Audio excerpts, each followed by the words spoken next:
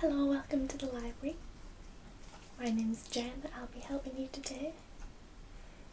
Yeah, you said on the phone that you had a few different books that you wanted to have a look at. Alright. Yeah, that's totally fine. Right, let's go over and see if we can find it. Let's see, where are we? Stephen King.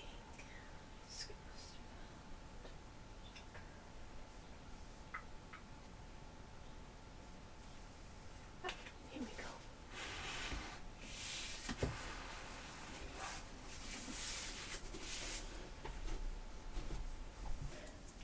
Okay, so I have found the one you were talking about. It's called The End Games, and it is by T. Michael Martin. In a world of monsters, there is no game over. I've actually read this one. It's a really good book. It's a twist on the kind of apocalyptic genre. Let's have a read. The End Games is my kind of book. It's tense right from the first chapter, and believe me, it stays tense. It plays startling games with your head, lots of twists and surprises. A great read from a great new talent. And that is by R.L. Stine, who is the creator of the Goosebumps novels. It's full of both jaw-dropping action and heart-twisting beauty.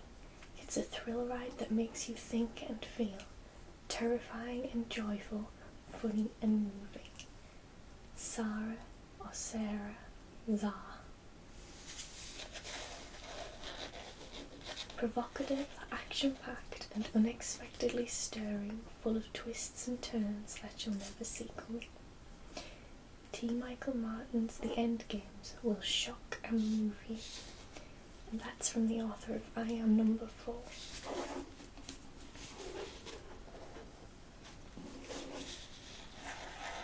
This is one of the sharpest, most unexpected zombie novels I've read in a long time.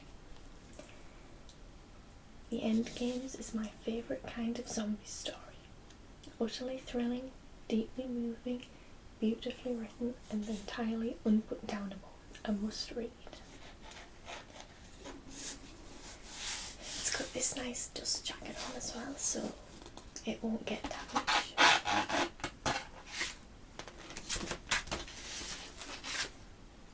Let's see, it's got the actual hardback book inside.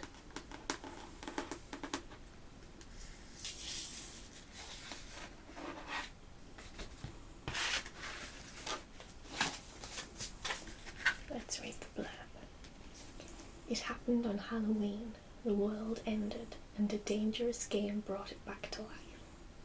17-year-old Michael and his 5-year-old brother Patrick have been battling monsters in the game for weeks. In the rural mountains of West Virginia, armed with only their rifle and their love for each other, their brothers follow instructions from the mysterious game master. They spend their days searching for survivors, their nights fighting endless hordes of bellows, creatures that roam the dark. And at this game, Michael and Patrick are very good. But the game is changing. The bellows are evolving. The game master is leading Michael and Patrick to other survivors. Survivors who don't play by the rules. And the brothers will never be the same. T. Michael Martin's debut novel is a transcendent thriller filled with electrifying action, searing emotional insight, and unexpected romance.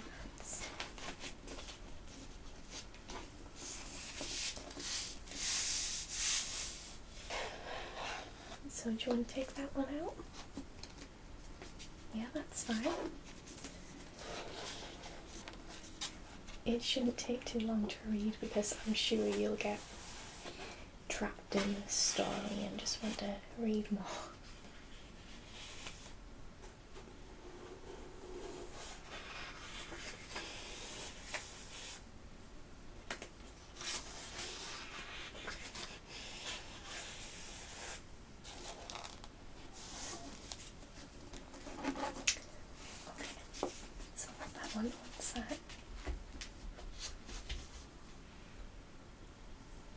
what was the next one you were after?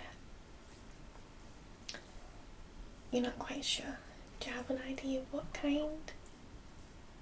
Something to help you draw? Yeah, we have watercolour books, we have how to draw people, comics. Yeah, we certainly have something that I can show you that you might like. Yeah, okay, let's go and get it. Right, next.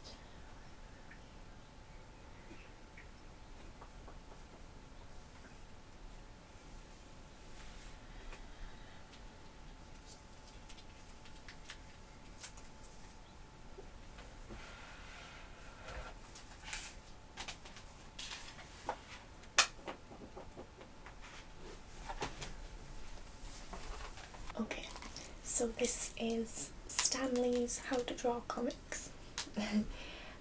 Stanley is the co-creator of Marvel Comics.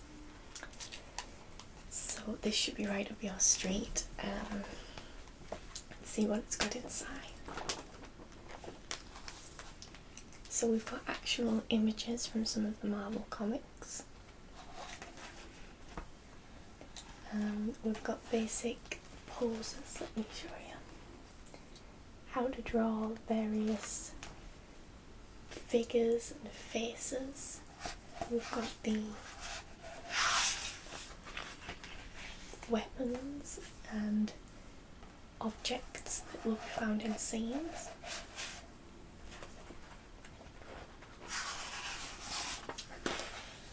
It also gives you a bit of history on Marvel Comics, from the earliest to present day, and how the styles have changed.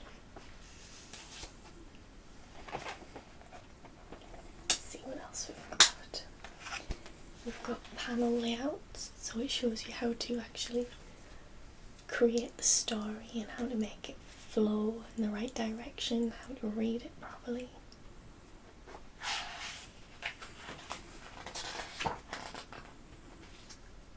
Locations, so how to do backgrounds, how to put a setting and make it look like the characters are actually there.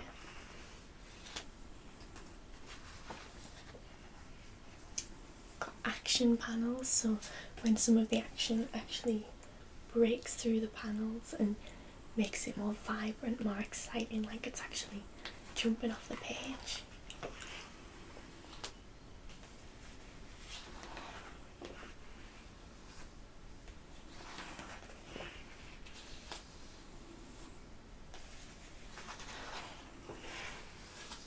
So we've got the black and white examples of some of the comics, like the Thor comic.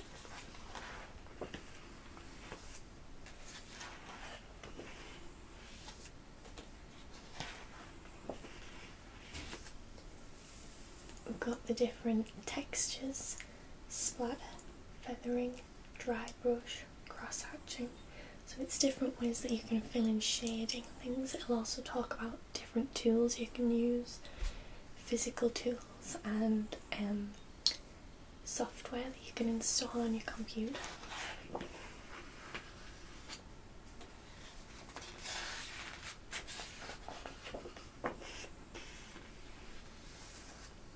How to ink, so how to make it stand out, shadows and things.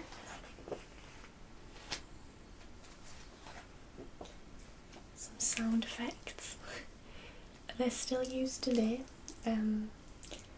not as much as they were 20 years ago, but they're still used to describe different sounds and actions. It'll show you how to use colour, what best is to use, how to use it on the computer, so we've got the colour wheel and things. How to create different covers. This is some beautiful art actually. So that's really nice.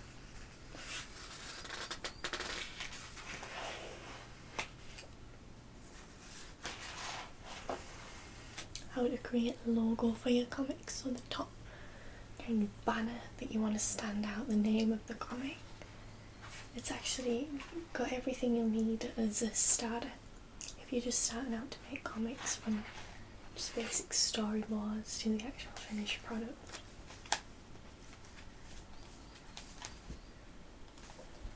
It's got a bit about Stan Lee at the back, so I'll just read that for you. Stan Lee is an icon in the comic book world. He is the co-creator of the mighty Marvel Universe and such classic and immortal characters as Spider-Man, the Incredible Hulk, Iron Man, Fantastic Four, Daredevil, and X-Men. He, in effect, invented the modern superhero and revived a dying comics industry. He has conceived more billion-dollar franchises than any other comics creator, and more than 2 billion comics based on his creations have sold in over 75 countries and in 25 languages. He charted new ground with his best-selling How to Draw Comics the Marvel Way, and does so again here with Stan Lee's How to Draw Comics, sharing with readers all the most current information in his field. He is the former president and chairman of Marvel Comics and was awarded the National Medal of Arts in 2008. Stan Lee is currently chairman emeritus of Marvel Comics and chairman and chief creative officer of POW Entertainment. You've probably seen him in a few, if not all, of the Marvel films. He usually has a small cameo. So what do you think about that? That pretty much has everything you need to start off creating your own comics. Yeah? Alright, brilliant.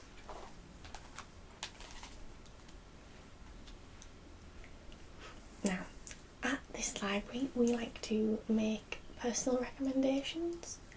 So if it's alright with you, I'll recommend one or two. Alright, I'll just find which one I'm looking for. Yes, so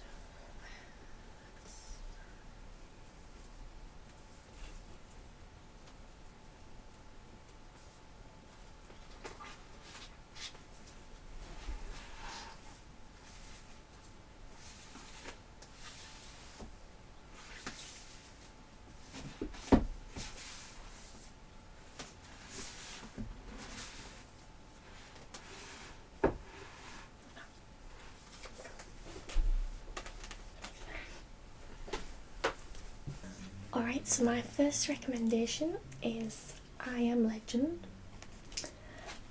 Yes, this is what the films were based on. I think there's 3 different films. There's the recent one with Will Smith. There's the Omega Man. And there's another one I think, but I'm not sure what it's called. It's by Richard Matheson. And it's basically about zombies and the apocalyptic genre, but to me it's the ultimate zombie horror thriller. It's different to all the other zombie books you've read, I can definitely tell you that. Okay, so I'm just going to read the blurb for you. The last man on Earth is not alone. Robert Neville may well be the only survivor of an incurable plague that has mutated every other man, woman and child into bloodthirsty nocturnal creatures who are determined to destroy him. By day he scavenges for food and supplies, desperate to find any other survivors who might be out there. But all the while the infected lurk in the shadows, watching his every move, waiting for him to make a mistake. I Am Legend was one of the first and certainly the most brilliant fusions of horror and science fiction. Its powerful and disturbing reworking of the vampire myth has made it a classic and enduring novel.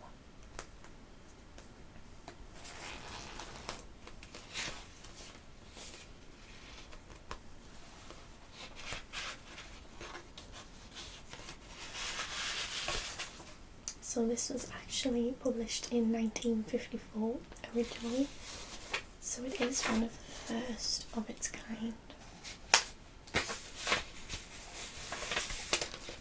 It's set in the 70s.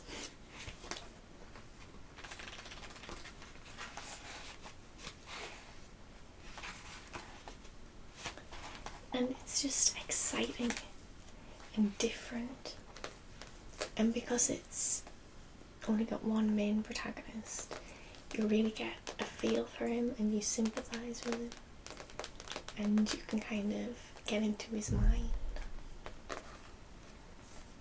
So this one is a definite must read.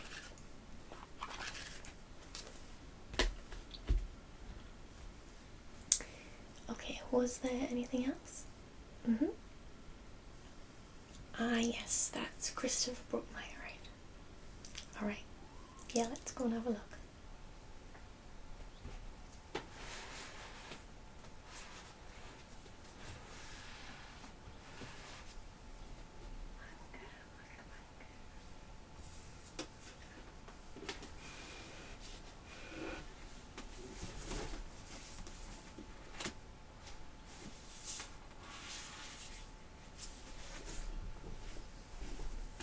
Okay, so you've chosen Bedlam by Christopher Brookmeyer. Yep, it's a very sci-fi based book if you're into that kind of thing. Computer games, things like that. It's really good if you're into that genre. Let's have a look at the back. Heaven is a prison, hell is a playground. Ross Baker is an overworked scientist developing medical technology for corporate giant Neurosphere, but he'd rather be playing computer games than dealing with his nightmare boss or slacker co-workers. He volunteers as a test candidate for the new tech, anything to get out of the office for a few hours. But when the experiment is over, he discovers he's not only escaped the office, but possibly escaped real life for good. He's trapped in Starfire, a video game he played as a child, with no explanation, no backup, and, most terrifyingly, no way out. And this is actually being made into a video game, available on Steam, I believe. And it's a game that, and a book that incorporates kind of first-person shooter and platform games, all sorts of things like that. It's really exciting.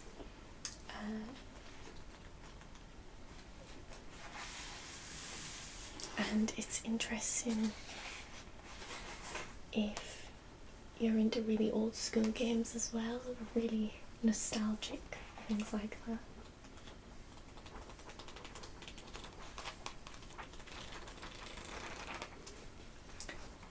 It's also set in Scotland, so there's some really nice British humour in there, which is quite a rare find really in modern books.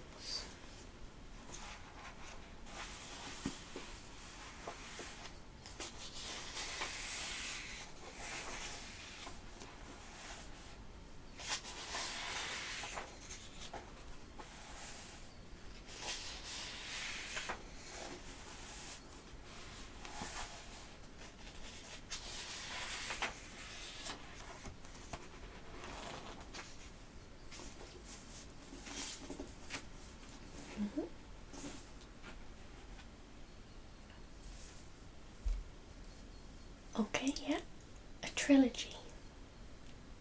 Yes, I know the one you mean. Alright, let me just get it off the shelf.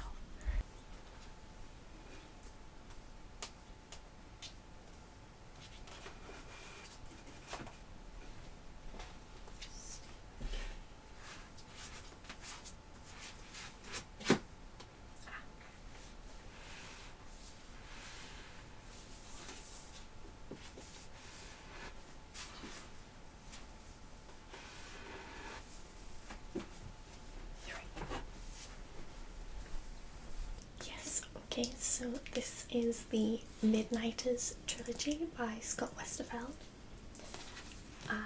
brilliant, brilliant books for sci-fi or fantasy readers. I couldn't put them down when I read them. So let's see which ones we've got. We have The Secret Hour,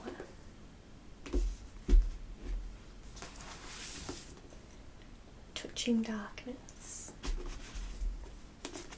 and Blue Noon. I'll read the blurb of the first book, but not the others, so I'm not giving away any spoilers. Meet the Midnighters. By day, they're outsiders, teenagers with black coats and bad attitudes. By night, they might just be our last hope. Strange things happen at midnight in the town of Bixby, Oklahoma. Time freezes, nobody moves. For one secret hour each night, the town belongs to the dark creatures that haunt the shadows. Only a small group of people know about the secret hour.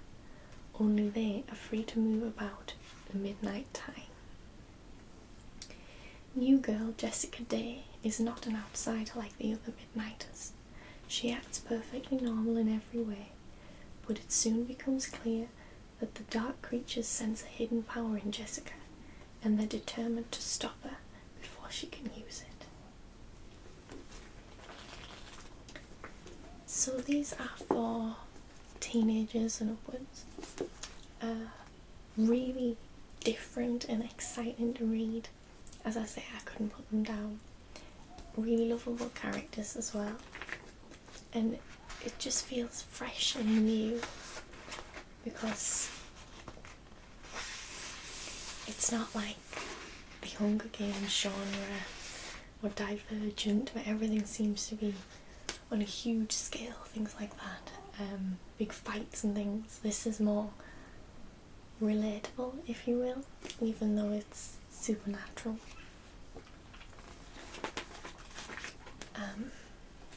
Yeah, so Scott Westfeld is a great author. I believe he wrote the Parasite Positive books as well.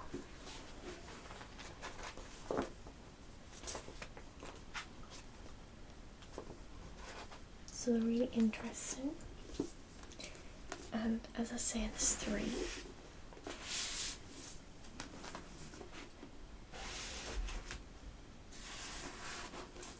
They look really good on the shelf as well, because when you have them all together, they make this clock face, you can see there. So yeah, they're really brilliant reads that I would definitely recommend.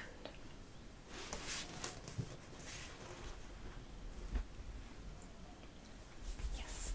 Okay, well, thank you very much for coming. I'll take you to the front desk now, and we'll put these through and see when you'd like to bring them back. Brilliant. Okay, thank you so much for coming. I'll see you again soon. Bye bye.